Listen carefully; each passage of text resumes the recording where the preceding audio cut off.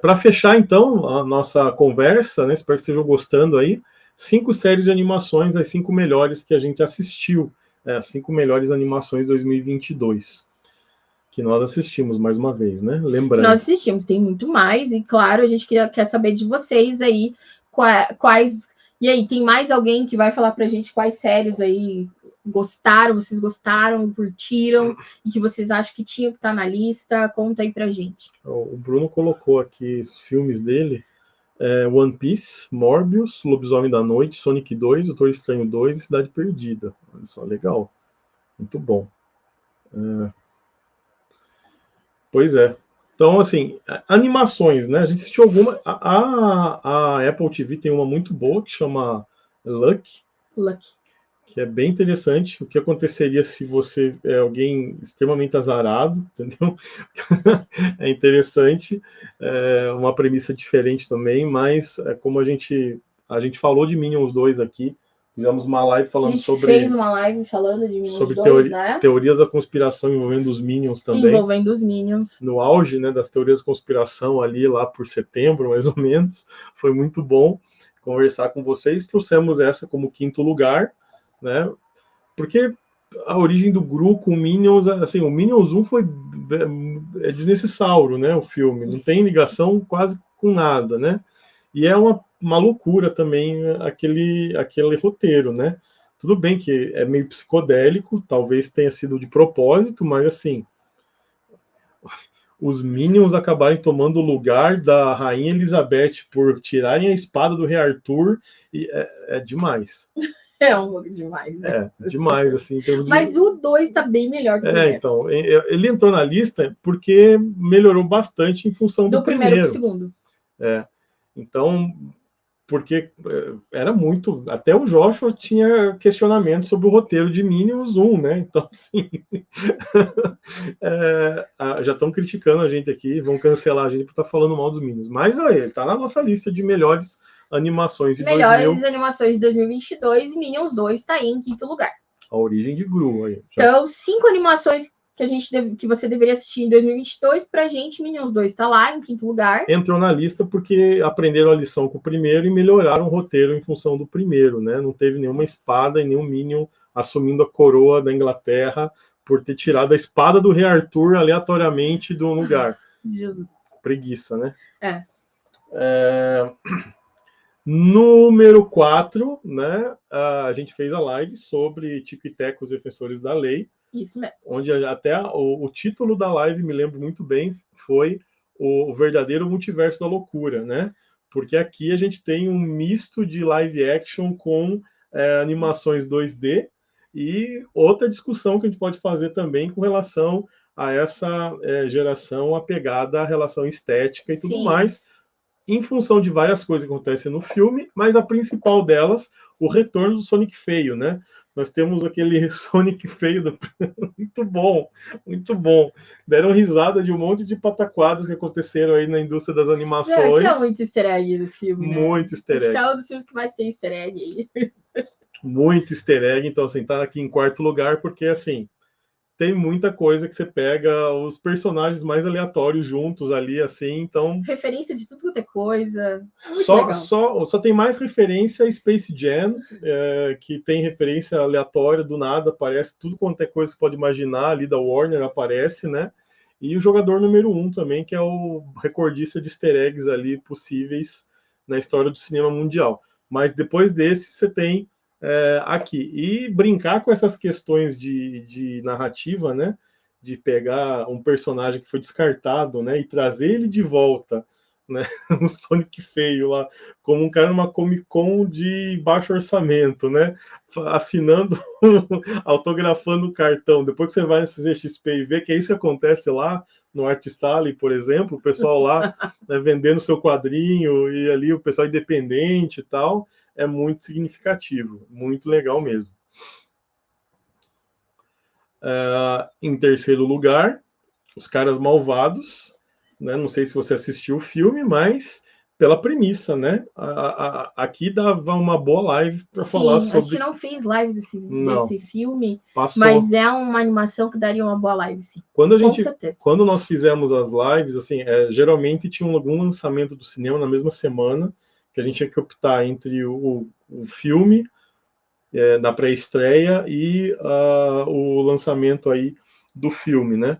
Então a premissa do filme é muito bom, né? Muito boa, de como você tem a mudança de caráter e tal, e como compensa você abrir mão da maldade para abraçar a bondade. Então, pela premissa, né? E pelas tiradas também, tem ótimas piadas no filme.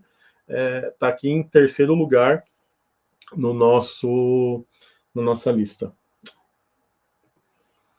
Segundo lugar, Red, Crescer é uma Fera, porque a gente gostou muito desse filme, ele é muito bonitinho.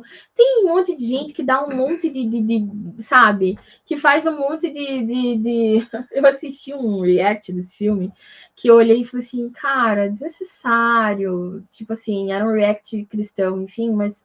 Sério, assim, achou um monte de coisa para criticar o filme, para falar um monte de coisa. Ok, você quer colocar isso dentro de uma agenda progressista? Nananana. Se a gente for colocar tudo dentro de agenda progressista, cara, a gente não assiste mais nada, entendeu? Você para de assistir, você pega a tua televisão, joga no lixo e não assiste nada mais, entende? Para de pagar todo e qualquer streaming e não assiste nada, tá? Fique em casa lendo a sua Bíblia e livro. Porque aí você não... E também abole a internet, né? Porque você consegue acessar os filmes pela internet, né? Pelo teu computador, pelo teu celular, enfim. Então abole tudo isso também, ok? Porque se a gente for colocar tudo dentro de uma... porque tentou falar isso, porque tentou falar aquilo.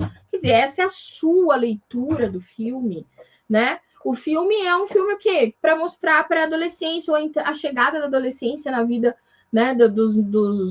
Dos nossos juniores aí, e o quanto isso é assustador, desafiador. Tá rindo? Foi ele que escreveu. É você que tá escrevendo lá? Eu não sabia. Eu tô respondendo. Você tá respondendo, filho? Meu Deus. O Joshua que tá falando, quem que tá falando pelo Parábolas? O Joshua tá com o celular ali comentando. O Joshua tá com o celular, ele pegou o celular e começou a comentar como Parábolas, gente. Então, esse é o Joshua. Então tá, agora você sabe ali que o Joshua tá participando da live comentando. Estou participando. Vai lá então, fala quais as suas animações preferidas 2022. Comenta lá que eu quero saber. Tá. Quem que tá falando de Parábolas aqui, né?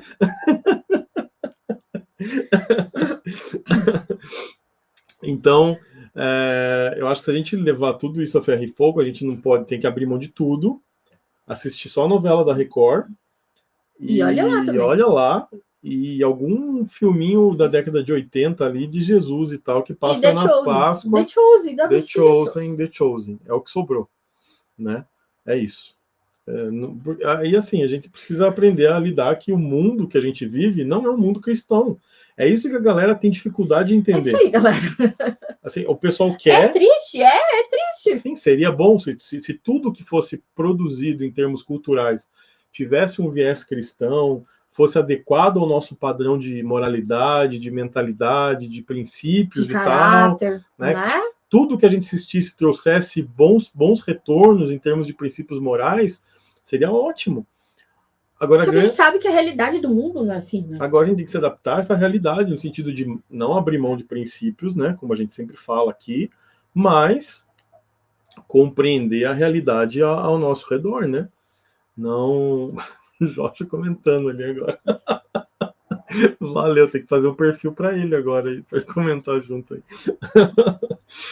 Então, é isso. E o Red, ele tem uma premissa, no meu ponto de vista, muito bom da transição da infância para a adolescência, que é um período complicado. Aí você vai, né, quer entender mais sobre uma produção, vai ouvir as entrevistas dos diretores, do roteirista, vai atrás dessas informações, porque ali você tem essência. Né? O pessoal começa a falar coisas que nem o diretor pensou quando fez o filme, né? tudo vira uma grande arma ideológica e tudo mais. Aí você vai ver o que eu me identifico com ela, porque é isso que eu me sentia uma panda vermelha quando eu estava na transição, né, para adolescência e tal. Quando eu entrei na adolescência, não me sentia adequada, não me sentia aceita, tem tudo isso, né, gente? E aí o diretor, o produtor, enfim, do filme, eles vão dar essa cara, né? O roteirista, enfim, eles vão dar aquilo que colocar no filme, aquilo que eles acharam, aquilo que eles viveram e aquilo que eles querem mostrar no filme, né? As experiências deles, né? Então, assim, nem tudo a gente tem que ficar colocando sempre, é porque tá dentro da agenda progressista, porque não sei o quê, Como eu disse, e outra coisa, se nós ficarmos nos trancando nas nossas bolhas, a gente não consegue mais falar com quem tá lá fora. Porque a galera que tá lá fora, que não é cristã, tá vendo tudo isso, tá vivenciando tudo isso. E se a gente não sabe o que eles estão pensando, o que está acontecendo, a gente vai se fechar na nossa bolha e a gente vai perder a relevância para a sociedade. E isso é muito complicado. Então vamos para o nosso primeiro lugar. Rufem os tambores, né? A melhor animação 2022 para nós é Pinóquio. Pinóquio, que acabou de sair também na Netflix, mas que é uma obra-prima. Guilherme Del Toro, né? Tem que assistir para só você vendo, assim. É uma releitura, claro, do conto, mas é muito boa. É uma versão mais sombria do conto, ela é muito mais densa, e reflete, com certeza, assim, a vivência do diretor. A gente vê, de alguma forma, tem o diretor estampado no personagem, assim, e eu acho que... O Guilherme Del Toro, eu acho ele um gênio, assim, eu acho ele muito bom, ele é muito criativo. Ele tem ideias sensacionais, assim, então... Assim, e esse filme é um stop motion, né? Que ninguém quer fazer mais stop motion hoje em Hollywood, aí na indústria, porque ele dá um trabalho infinitamente maior do que as animações digitais que a gente está acostumado, né? Agora, o trabalho que dá para você fazer um filme desse, aí assim, você tem que valorizar só por ele estar pronto já. Né? Porque... você tem ali, cada segundo do filme é gravado em 24 quadros para cada segundo do filme. Então, assim, a gente estava vendo algumas coisas com relação à produção, né? Ele fez 60 estúdios dentro do estúdio principal para poder gravar ao mesmo tempo 60 equipes gravando o filme, para acelerar o processo que demoraria muito tempo antes, né? Então, você tem isso acontecendo ali simultaneamente. Então, assim, uma equipe trabalhando, num dia que rendesse muito, você teria gravado 2 ou 3 segundos do filme, ao longo de um dia cheio de trabalho. Né? Agora, assim, 60 equipes trabalhando simultaneamente para acelerar o processo, um nível de logística, de organização das equipes, de liderança e tal, que é algo maravilhoso, né? O Eric está perguntando o que é stop motion, é aquela animação que você faz quadro a quadro, né? Você pega, os personagens são reais, né? Os bonecos são reais, não são criados em computador, né? Você pega um cenário, coloca ali o boneco do Pinóquio e tira uma foto. Depois você grava ali, né, ele. Aí você muda um pouquinho o dedo dele e grava mais um. Aí você muda mais um pouquinho e vai para depois de um segundo, você tem 24 quadros desse, e você passa rapidamente, né? Como aqueles desenhos antigos ali, que você ia mudando as folhas e passando para ele ter movimento, na ideia de movimento. Ele ganha a ideia de movimento, né? Então é essa a ideia, né? Cada segundo do filme é gravado com 24 fotos ali, marcando aquela cena.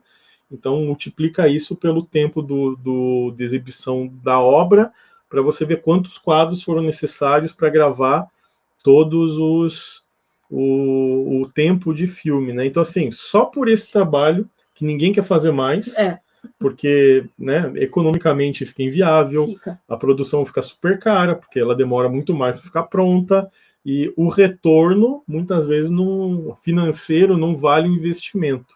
Então, só por ter uma obra de stop motion hoje, a gente já tem que valorizar, né? Conseguiu convencer a indústria para você ter uma obra dessa. Então já vale a pena você assistir pensando no trabalho que deu para ficar pronta, né? Então são 24 quadros por segundo, 24 fotos para 1 segundo de produção, né? Passando rapidamente ali para você ter a ideia de movimento do filme, né? Então nós temos isso acontecendo. E o roteiro, ele tem um aspecto muito mais intimista, que fala muito sobre a ideia de rejeição. Eu acho que sim, tem alguma coisa a ver com o histórico do diretor, assim, né? Porque tem um nível de consciência do que é ser excluído, do que é ser rejeitado pela maioria, por ser diferente da maioria, é algo que fica muito claro quando a gente assiste a animação, né? Então, eu acho que esse ponto ele é mais profundo que as outras versões que eu assisti já de Pinóquio, né?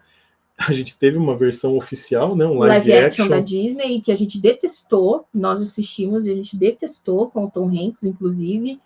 É triste, mas a gente achou bem ruinzinho, assim. E esse do Guilherme Del Toro veio e, tipo, nossa. É que traz um outro tipo de reflexão. Já que nem, a gente sempre pensa o Pinóquio como algo para criança, né? E esse é um filme que já é mais para o público adulto mesmo, porque ele traz algumas reflexões que são mais profundas, a questão da rejeição, a questão de não se sentir aceito, a questão de saber que não faz parte do grupo, a questão de que o Pinóquio, claro, a história sempre mostra a jornada de autoconhecimento do Pinóquio, as coisas erradas que ele vai fazendo e tudo, até que ele consiga voltar para casa. Enfim, mas tudo isso você consegue enxergar no filme com uma profundidade muito maior. E ficou muito bem feito, muito bonito. Eu gosto muito do Guilherme Del Toro. Eu gosto, por exemplo, dos Caçadores do Labirinto do Fauno, né? E na Netflix eu gosto dos Caçadores de Trolls. Eu e o Joshua, a gente assistiu Trolls, e a gente ama. A gente gosta muito dessa série de animação, né? Que chama Caçadores de Trolls. Se você nunca viu, assista. É muito legal. E aí, outra coisa que fica clara também é a ideia do medo, né? O medo que vai gerar o ódio. E a gente vive um tempo em redes sociais que muita coisa fica associada ao medo do que as autoridades vão fazer, o medo do que vai acontecer, e se acontecer isso no país, e se isso acontecer com as autoridades, é sempre justamente a ideia de gerar um medo na população, e esse medo gera um ódio, que vai gerar uma contrapartida, que gera um estado de instabilidade, né? Então a gente está vivendo muito isso, que através da ideia de fake news, de notícias falsas propagadas por todo lado, sempre com o objetivo de tentar gerar medo nas pessoas, e o medo cega, né, a nossa racionalidade. A gente começa a agir de uma maneira bastante irracional se a gente estiver orientado pelo medo. Então, o filme, a animação, ela vai trazer essa discussão também, quando vem um boneco ali, um menino feito de madeira, muito diferente dos demais, né, meio bizarro também e tal. Então você vai ver essa dinâmica acontecendo também no filme, então esses pontos valem a pena assistir essa nossa animação, o número 1 de 2022.